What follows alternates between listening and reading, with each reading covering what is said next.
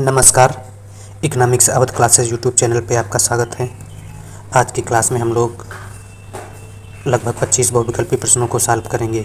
यह प्रश्न आगामी शिक्षक भर्ती परीक्षा TGT, PGT, net, JRF, KBS, NBS, GIC, LT, RPSC first grade एवं सेकंड ग्रेड एग्ज़ाम तथा बीपीएससी 3.0 और 4.0 एग्ज़ाम के लिए महत्वपूर्ण है और यहाँ से प्रश्न एग्ज़ाम में मिलने की संभावना है तथा यह क्लास रिवीजन की दृष्टि से भी महत्वपूर्ण है। तो आज की इस क्लास में ज़्यादातर जो क्वेश्चन लिए गए हैं वह मांग फलन से हैं और उत्पादन फलन से लिए गए हैं। तो हम लोग आज की क्लास स्टार्ट करते हैं और देखते हैं क्या क्या प्रश्न है। 1 नंबर प्रश्न है, यदि किसी वस्तु की कीमत बढ़ने के फलस्वरूप उस वस्तु की मांग में कोई परिवर्तन नहीं होता है तब उसकी मांग होगी। जब किसी वस्तु की कीमत बढ़ने के फलस्वरूप उस वस्तु की मांग में कोई परिवर्तन नहीं होता है तब उसकी मांग जो है पूर्णतः बेलोचदार होगी। जैसे यह मांग वक्र है, एक्स अक्ष पर और वाई अक्ष पर कीमत है। कीमत बढ़ रही है लेकिन मांग क्या है, स्थिर है, यही सवाल में पूछा गया है। तो ऐसी मांग वक्र को पूर्णतः बेलोचदार मांग वक्र कहते हैं और मांग की लोच जो है 0 के बराबर होती है या E बराबर 0 होता है। एक्स अक्ष पर मांग को दिखाया गया है तथा वाई अक्ष पर कीमत को दिखाया गया है। तो जब किसी वस्तु की कीमत बढ़ने के फलस्वरूप उस वस्तु की मांग में परिवर्तन नहीं होता है, मांग क्या है, स्थिर होती है, तब उसकी मांग होती है पूर्णतः लोचदार होती है। पूर्णतः लोचदार ए ऑप्शन में दिया गया है, ऑप्शन ए सही है। अब मांग की लोच जो है वह 5 प्रकार की होती हैं। मांग की लोच 5 प्रकार की कौन कौन सी होती हैं जान लेते हैं। पहली जो मांग की लोच है उसको कहते हैं बेलोचदार मांग। बेलोचदार मांग अभी हम लोग जाने, जब किसी वस्तु की कीमत में आनुपातिक परिवर्तन की अपेक्षा मांग में आनुपातिक परिवर्तन कम होता है तो उसे बेलोचदार मांग कहते हैं। जब किसी वस्तु की कीमत में आनुपातिक या सापेक्षिक परिवर्तन की अपेक्षा मांग में आनुपातिक या सापेक्षिक परिवर्तन कम होता है तो उसे बेलोचदार मांग कहते हैं। यहाँ मांग की लोच इकाई से अधिक होती है, इकाई से कम होती है। बेलोचदार मांग में मांग की लोच इकाई से कम होती है। अब मांग किन किन वस्तुओं की मांग की लोच बेलोचदार होती है? कच्चा माल, प्राथमिक वस्तुएं, खाद्यान्न वस्तुएं, अनिवार्य वस्तुओं की मांग जो है मांग की लोच बेलोचदार होती है। अगला जो मांग की लोच है वह है सम लोचदार मांग या इसको कहते हैं इकाई लोचदार मांग। तो जब ई बराबर 1 होता है तो उसको क्या कहते हैं, समलोचदार या इकाई लोचदार मांग। इसकी अगर परिभाषा की बात की जाए तो जब किसी वस्तु की कीमत में सापेक्षिक या आनुपातिक परिवर्तन से मांग की मात्रा में सापेक्षिक परिवर्तन समान रूप से होता है तो ऐसी मांग की लोच को सम मांग लोच कहा जाता है। यह आरेख है सम मांग लोच वक्र का। इसमें मांग की मात्रा और कीमत में समान रूप से परिवर्तन होता है तो उसे क्या कहा जाता है, सम मांग लोच या इकाई मांग लोच। और अगर वस्तुओं की बात की जाए तो आरामदायक वस्तुओं की प्रकृति जो है वह इकाई या सम मांग लोच की होती है। अगली जो मांग की लोच है वह है लोचदार मांग। लोचदार मांग, लोचदार मांग में क्या होता है, लोचदार मांग में मांग की लोच इकाई से कम होती है। परिभाषा में जब किसी वस्तु की कीमत में सापेक्षिक या आनुपातिक परिवर्तन की अपेक्षा मांग में सापेक्षिक या आनुपातिक परिवर्तन अधिक होता है तो ऐसी वस्तु की मांग की लोच लोचदार मांग कहलाती है। लोचदार मांग की लोच इकाई से अधिक होती है। मांग की लोच क्या होती है, इकाई से अधिक होती है। अगर वस्तुओं की बात की जाए तो विलासिता की वस्तुएं तथा विनिर्मित वस्तुओं की मांग की लोच इकाई बेलोचदार होती है। अगला है पूर्णतः बेलोचदार मांग। पूर्णतः बेलोचदार मांग अभी हम लोग ये पढ़े हैं, जब किसी वस्तु की कीमत बढ़ने के फलस्वरूप वस्तु की मांग में कोई परिवर्तन नहीं होता है तो उसे क्या कहते हैं, पूर्णतः बेलोचदार मांग कहते हैं। यह आरेख है पूर्णतः बेलोचदार मांग का। एक्स अक्ष पर वस्तु तथा एक्स अक्ष पर डिमांड तथा वाई अक्ष पर कीमत को दिखाया गया है। कीमत के बढ़ने या घटने पर मांगी गई मात्रा जब स्थिर रहती है तो उसको क्या कहते हैं, पूर्णतः बेलोचदार मांग कहा जाता है। तो पूर्णतः बेलोचदार मांग कीमत के बढ़ने या घटने पर जब मांगी गई वस्तु की मात्रा स्थिर रहती है तो उसे पूर्णतः बेलोचदार मांग कहा जाता है। इसी प्रकार से पूर्णतः लोचदार मांग किसे कहते हैं, तो एक्स अक्ष के समांतर पूर्णतः लोचदार मांग का वक्र होता है, ई बराबर अनंत होता है। इसमें क्या होता है, एक्स अक्ष पर मांग को और वाई अक्ष पर कीमत को दिखाया गया है। मांग के बढ़ने या घटने पर कीमत में किसी प्रकार का परिवर्तन नहीं होता है, तो ऐसी मांग की लोच को पूर्णतः लोचदार मांग कहते हैं। और पूर्ण प्रतियोगिता बाजार की मांग लोच जो होती है वह पूर्णतः लोचदार प्रकार की होती है। तो इस प्रकार से मांग की लोच की 5 श्रेणियां हैं: बेलोचदार मांग, समलोच मांग, लोचदार मांग, पूर्णतः बेलोचदार मांग और पूर्णतः लोचदार मांग। अगला जो प्रश्न है वह है, वस्तु की कीमत में वृद्धि से बेलोचदार मांग की स्थिति में उपभोक्ता का कुल व्यय पर क्या प्रभाव पड़ेगा। तो वस्तु की कीमत में वृद्धि से बेलोच मांग की स्थिति में उपभोक्ता का कुल व्यय पर क्या प्रभाव पड़ेगा, कुल व्यय उपभोक्ता का बढ़ेगा। बी ऑप्शन सही है। अच्छा, व्यय के आधार पर जो मांग की लोच का वर्गीकरण है वह प्रोफेसर मार्शल ने दिया था। व्यय के आधार पर मार्शल ने इसकी व्याख्या की थी। क्या होता है, वस्तु की कीमत में कमी होने पर उपभोक्ता का जब कुल व्यय घट जाता है तो ऐसी स्थिति में मांग की लोच बेलोचदार हो जाती है। या कह सकते हैं कि वस्तु की कीमत में वृद्धि होने पर, कीमत में वृद्धि, प्राइस अगर ज़्यादा है, कीमत में वृद्धि होने पर उपभोक्ता का कुल व्यय अगर बढ़ जाता है तो उसे बेलोचदार मांग कहा जाता है। तो उपभोक्ता का कुल व्यय बढ़ेगा, यही पूछा गया है सवाल में। इसके अलावा वस्तु की कीमत में कमी होने पर उपभोक्ता का कुल व्यय अगर स्थिर रहता है तो ऐसी स्थिति में मांग की लोच इकाई लोच के समान होती है। इसके अलावा व्यय के संबंध में मांग की लोच की व्याख्या करते हुए मार्शल बताते हैं कि अनिवार्य वस्तु की कीमत में वृद्धि होने पर उपभोक्ता का कुल व्यय बढ़ जाता है। आरामदायक वस्तु के संदर्भ में कीमत में वृद्धि होने पर उपभोक्ता का कुल व्यय स्थिर रहता है और विलासिता वस्तु की कीमत में कमी होने पर उपभोक्ता का कुल व्यय बढ़ जाता है। अगला प्रश्न है, तो इसका 2 नंबर प्रश्न का सही आंसर जो है वह है डी। अगला है, ज्यामितीय विधि से मांग की लोच का सूत्र है। ज्यामितीय विधि से मांग की लोच का जो सूत्र है वह है मांग वक्र का निचला हिस्सा बटे मांग वक्र का ऊपरी हिस्सा। सी ऑप्शन सही है 3 नंबर प्रश्न का। अगला 4 नंबर प्रश्न, यदि समोसे की कीमत में 20% वृद्धि होने पर उसकी मांग 20% गिरती है तो समोसे की मांग कहलाएगी कौन सी। शून्य लोच, इकाई लोच, इकाई लोच से कम, इकाई लोच से अधिक। तो जब समोसे की कीमत में 20% वृद्धि होने पर उसकी मांग 20% की गिर जाती है तो इसे इकाई लोच मांग कहेंगे। बी ऑप्शन सही है। अगला है, बिंदु विधि में बिंदु पी पर मांग की लोच क्या होगी। तो बिंदु पी पर जो मांग की लोच होगी वह ऑप्शन में देख लेते हैं क्या है। अधिक लोचदार होगी, कम लोचदार होगी, इकाई लोचदार होगी, शून्य लोचदार होगी। तो यहाँ अधिक लोचदार होगी। 5 नंबर प्रश्न का सही आंसर ए है। अगर एक मांग रेखा पर मांग के विभिन्न बिंदुओं पर मांग की लोच की बात की जाए तो एक ये बिंदु हो जाएगा वाई अक्ष को स्पर्श करता हुआ और एक बिंदु हो जाएगा एक्स अक्ष को स्पर्श करता हुआ।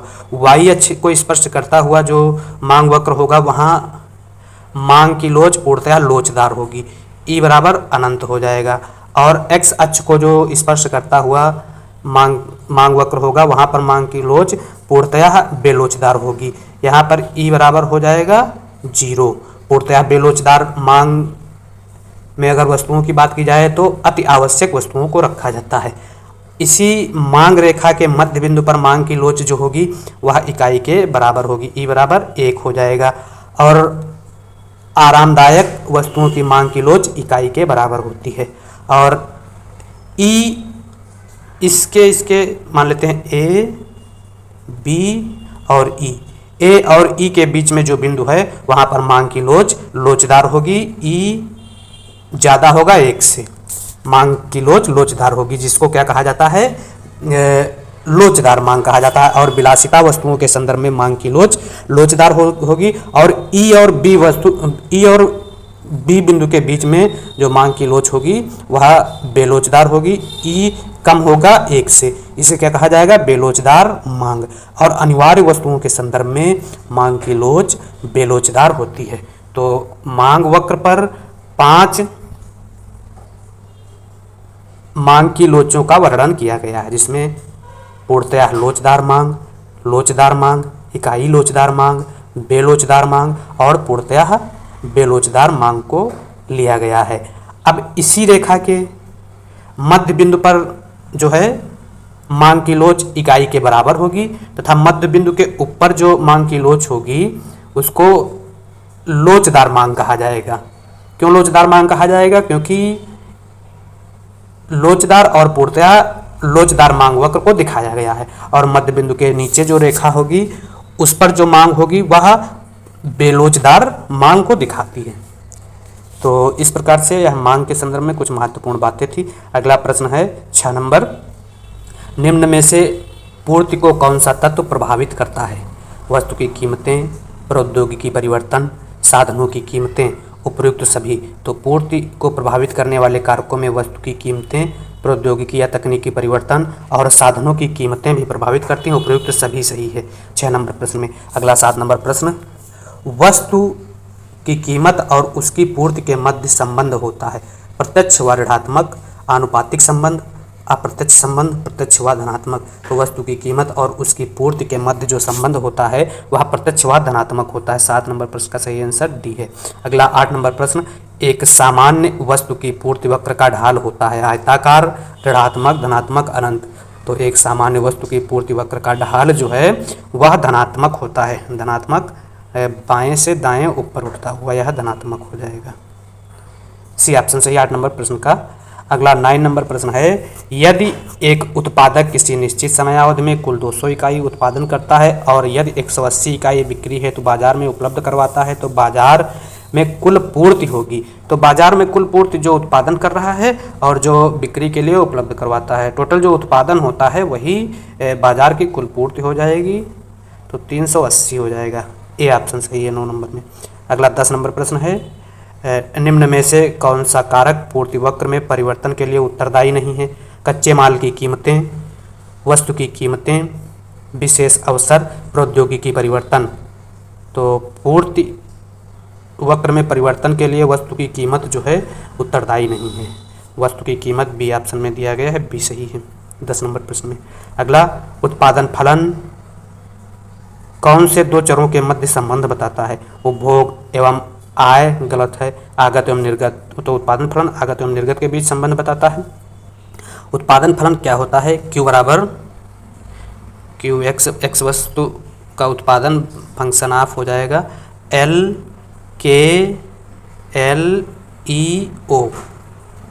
और इसमें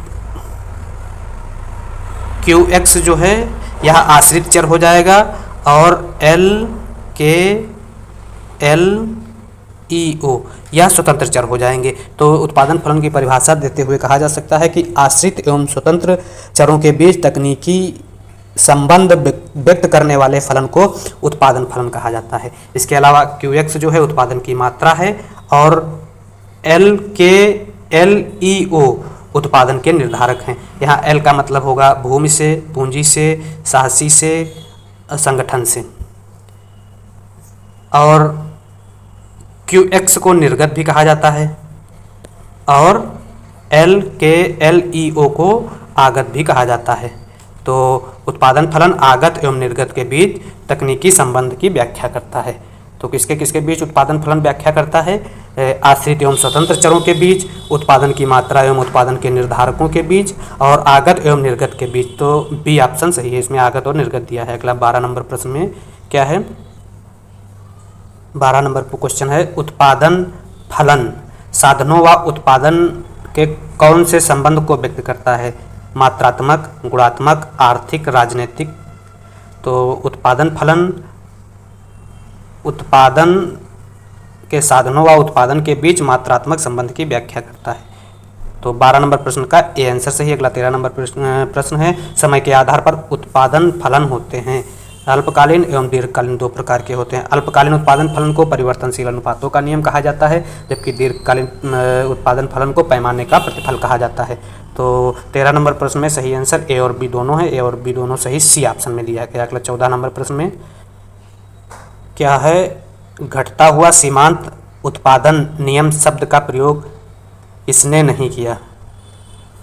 रॉबिन्सन, स्टिग्लर, मार्शल, चैम्बरलिन। तो चैम्बरलिन ने नहीं किया है, बाकी सब ने किया है। अगला है, घटता हुआ सीमांत उत्पादन फलन का मतलब हुआ ह्रासमान सीमांत उत्पादन नियम से। तो चैम्बरलिन नहीं करते हैं, बाकी सब करते हैं। चैम्बरलिन का संबंध जो है बाजार से है। अगला प्रश्न है 15 नंबर प्रश्न, ह्रासमान उत्पादन के स्थान पर उत्पादन के साधनों की विभाज्यता व परिवर्तनशील अनुपातों के प्रतिफल के नियम के मध्य विरोधाभास का उल्लेख किया। एम बोबर ने। 15 का ए सही है। अगला 16 नंबर प्रश्न, सर्वप्रथम सन 1947 में ने अल्पकाल में उत्पादन के परिवर्तन की स्थिति को उत्पादन के साधनों के परिवर्तनशील अनुपातों के प्रतिफल का नियम बताया। किसने? एम बोबर ने, चैम्बरलिन ने, कीन्स ने, जेके मेहता ने। तो चैम्बरलिन ने बताया। चैम्बरलिन बी ऑप्शन में दिया गया है, बी सही है। अगला, एक विवेकशील उत्पादक अपने उत्पादन के लिए कौन सी अवस्था का चयन करता है? प्रथम, द्वितीय, तृतीय, चतुर्थ। तो एक विवेकशील उत्पादक जो है अपने उत्पादन के लिए द्वितीय अवस्था का चयन करता है। द्वितीय अवस्था उत्पादन की आदर्श या अनुकूल अवस्था कहलाती है। तो 17 नंबर प्रश्न में बी सही है। उत्पादन की अनुकूल अवस्था या उत्पादन की तीनों अवस्थाएं, प्रथम, द्वितीय और तृतीय अवस्थाओं को देख लेते हैं।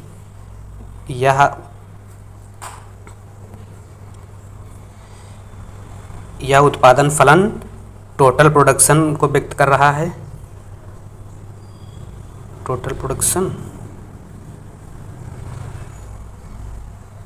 और यह मार्जिनल प्रोडक्शन को दिखा रहा है और यह एवरेज प्रोडक्शन को दिखा रहा है। टोटल प्रोडक्शन, कुल उत्पादन, औसत उत्पादन, सीमांत उत्पादन। तो इसमें यह उत्पादन की फर्स्ट अवस्था, सेकेंड अवस्था और थर्ड अवस्था। उत्पादन की जो अनुकूल अवस्था है वह सेकेंड अवस्था है। सेकेंड अवस्था में उत्पादन का ह्रासमान नियम लागू होता है, पैमाने का वर्धमान नियम लागू होता है। इसमें क्या होता है, श्रम के बढ़ने पर जैसे जैसे श्रम बढ़ता है, एपी एवरेज प्रोडक्शन या औसत उत्पादन तथा एमपी दोनों घटने लगती हैं। एपी और एमपी दोनों घटने लगती हैं श्रम के बढ़ने पर। एमपी एपी की अपेक्षा अधिक तेजी से गिरता है। एमपी अधिक तेजी से गिर रहा है और एपी जो है थोड़ा नॉर्मल कमी आ रही है, नॉर्मल रूप से घट रहा है।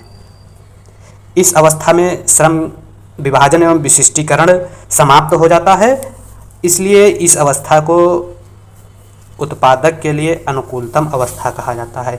और द्वितीय अवस्था में श्रम की सीमांत उत्पादकता जहाँ पर शून्य होती है, टीपी अधिकतम होता है। इसके बाद श्रम को उत्पादक रोजगार नहीं दे पाता है और इसके बाद क्या होता है, दूसरी अवस्था समाप्त हो जाती है और तीसरी अवस्था प्रारंभ हो जाती है। तीसरी अवस्था में टीपी टोटल प्रोडक्शन कुल उत्पादन भी घटने लगता है, एपी औसत उत्पादन भी घटने लगता है, एमपी ऋणात्मक हो जाता है तीसरी अवस्था में। दूसरी अवस्था के बाद एमपी ऋणात्मक हो जाता है। तो यह टीपी, एपी और एमपी में कुछ महत्वपूर्ण संबंध थे। यहाँ से प्रश्न एग्जाम में बनते हैं। अगला जो प्रश्न है, अगला प्रश्न हो जाएगा 18 नंबर प्रश्न। 17 हो गया, 17, 18 नंबर प्रश्न है। 18 नंबर प्रश्न में क्या है, श्रम उत्पादन का साधन है, सक्रिय, निष्क्रिय, तटस्थ, मूल साधन। तो श्रम उत्पादन का सक्रिय साधन है, 18 ए सही है। 19 घटता हुआ सीमांत उत्पादन नियम शब्द का प्रयोग सर्वप्रथम किस फ्रांसीसी अर्थशास्त्री ने किया? तो घटता हुआ सीमांत उत्पादन नियम का प्रयोग सर्वप्रथम टूरगेट द्वारा किया गया था। टूरगेट सी ऑप्शन में दिया गया है। 20 उत्पादन के साधन हैं। उत्पादन के साधन श्रम व पूंजी, साहस, पूंजी व तकनीक, उपयुक्त सभी। तो श्रम, भूमि, पूंजी, साहस, तकनीक सभी को उत्पादन के साधन माना गया है। 20 नंबर प्रश्न में डी ऑप्शन सही है। अगला 21 नंबर प्रश्न है, अल्पकाल में उत्पादन का परिवर्तनशील साधन है। अल्पकाल में उत्पादन का जो परिवर्तनशील साधन जिसे आसानी से बदला जा सकता है वह श्रम है। अल्पकालीन उत्पादन को परिवर्तनशील अनुपातों का नियम कहा जाता है। परिवर्तनशील अनुपातों के नियम में श्रम को आसानी से बदला जा सकता है। बाकी भूमि, पूंजी एवं तकनीक, साहस या पैमाने के प्रतिफल को दर्शाते हैं। जब बदला जाएगा तो पूरा का पूरा पैमाना बदल जाएगा। इसलिए भूमि, पूंजी व तकनीक, साहस को दीर्घकालीन उत्पादन फलन के साधन के रूप में व्यक्त किया जाता है। अगला 22 नंबर प्रश्न है, जिस बिंदु पर कुल उत्पादन अधिकतम होता है सीमांत उत्पादन होगा। तो जिस बिंदु पर कुल उत्पादन अधिकतम होता है सीमांत उत्पादन वहाँ पे 0 हो जाएगा। अभी हम लोग पीछे वाले क्वेश्चन में इसको देखे थे। तो यहाँ हम लोग AP, यहाँ हम लोग संबंध देख लेते हैं, या TP हो जाएगा, TP और यह पूछा गया है AP, MP। तो जहाँ पर क्या पूछा गया है MP, जहाँ पर MP अधिकतम, MP 0 होगा वहाँ TP अधिकतम हो जाएगा, TP अधिकतम हो जाएगा। जहाँ पर कुल उत्पादन अधिकतम होगा वहाँ सीमांत उत्पादन 0 हो जाएगा। 22 का सही आंसर सी है। अगला 23 नंबर प्रश्न है, कौन सा वक्र यू आकार का नहीं होता है। तो AFC यू आकार का नहीं होता है। एवरेज फिक्स्ड कास्ट AFC कैसा होता है, ये आयताकार अतिपरवलय होता है। AFC आयताकार अतिपरवलय होता है। बाकी AVC यू आकार का होता है। यह है AVC या ढालदार होता है। और MC और AC की अगर बात की जाए तो यह भी यू आकार का होता है। MC यह हो जाएगा AC और यह हो जाएगा MC वक्र AC को उसके मध्य बिंदु पर नीचे से क्रॉस करता है या काटता है। तो यह दोनों वक्र भी यू आकार के हैं। तो AFC सिर्फ यू आकार का नहीं है। AFC बी ऑप्शन में दिया गया है, तो 23 में बी सही है। कौन सा वक्र लिफाफा वक्र भी कहलाता है। तो LAC वक्र को लिफाफा वक्र कहते हैं या एनवलप वक्र कहा जाता है। अगला है 25 नंबर प्रश्न में क्या कह रहा है, यदि कुल लागत 200 है, वस्तु की उत्पादन मात्रा 20 इकाई है, तो औसत लागत क्या होगा। तो एवरेज कास्ट निकालने के लिए TC/Q। तो TC कितना है 200/Q कितना है, या उत्पादन की मात्रा 20 है, तो भाग करेंगे तो 10 आंसर आ जाएगा। तो 10 A ऑप्शन में दिया गया है। इस प्रकार से 25 नंबर प्रश्न का सही आंसर A है।